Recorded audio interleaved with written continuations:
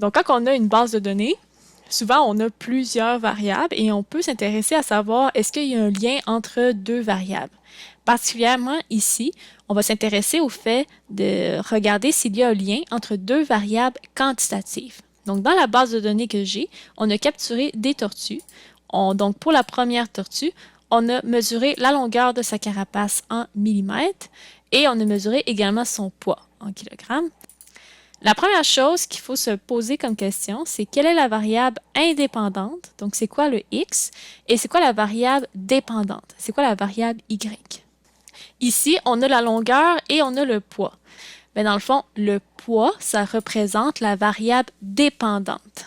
Donc, ce serait la variable y. Y dépend de x. Donc, le poids dépend de x. Donc, x serait la longueur de la carapace. Bon. Avant de faire quoi que ce soit, il faut toujours nommer nos variables. Dans Formule, on va sélectionner depuis Sélection la ligne du haut.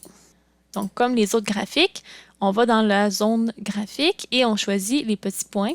Il y a plusieurs choix. On choisit le premier pour faire un nuage de points qui est simple.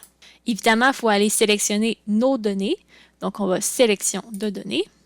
Une façon qu'on peut faire, c'est tout simplement d'aller sélectionner nos données telles quelles. On peut faire cette méthode uniquement si le x et le y, donc la variable x et la variable y, sont dans le bon ordre. Donc, dans le fond, on a la variable x qui serait la première colonne. Donc, Excel va toujours prendre la première colonne comme x et la deuxième colonne comme y. Si vous êtes dans une situation où est-ce que la colonne x est ici et la colonne y est très très loin ailleurs, donc là, il va falloir procéder d'une autre façon. Donc, dans ce cas-ci, on va dans Ajouter. Donc là, ici, Excel nous demande quelle est la valeur de x, quelle est la valeur de y. Donc, pour la valeur de x, on va écrire le nom de la feuille et ensuite, après un point d'exclamation, on va écrire le nom de la variable. Un truc que je peux vous donner qui va beaucoup plus rapidement, vous pouvez faire tout simplement sélectionner une cellule au hasard. On voit que le nom est apparu direct. Mais là, par contre, on veut tout simplement enlever la cellule que j'avais écrite et à la place, on va remplacer par le nom de la variable x. Donc, longueur. Un coup que c'est fait, on fait la même chose, mais cette fois-ci pour la série y. Donc, en y, nous, on veut le poids. Donc, on va effacer le petit égal crochet 1. Et là, on fait le même principe. Donc, vous sélectionnez une cellule au hasard. Comme ça, le nom est écrit automatiquement. Et à place d'avoir M, la cellule M2, nous, on veut que Excel prenne tous les poids. Donc ici, on va enlever la cellule M2 et on va le remplacer par la série, la variable poids. De cette manière, Excel va prendre toutes les données correspondant au poids. On clique sur OK. Donc ça, c'est une autre manière de faire, c'est un petit peu plus complexe, mais vous le faites uniquement lorsque vos données ne sont pas collées l'une sur l'autre.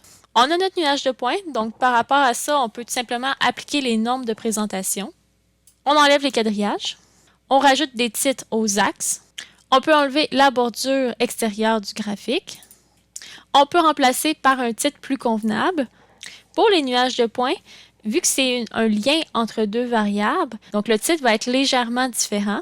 C'est un peu comme au secondaire, comme on vous avait montré. C'est comme Y en fonction de X. Donc Y selon X. Donc le titre sera poids de 28 tortues de bois en fonction de X, qui est la longueur de la carapace. On donne toujours le plus de détails possible, donc Rivière-Huron. Donc l'emplacement de la Rivière-Huron. Et ça a été fait dans le temps, entre 2000 à 2014. Le titre, on le met toujours en dessous du graphique.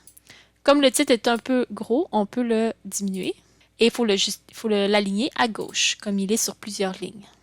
Donc, le nuage de points est très concentré. On pourrait tout simplement partir l'axe, plutôt que de le partir à 0, le partir peut-être plus autour de 150.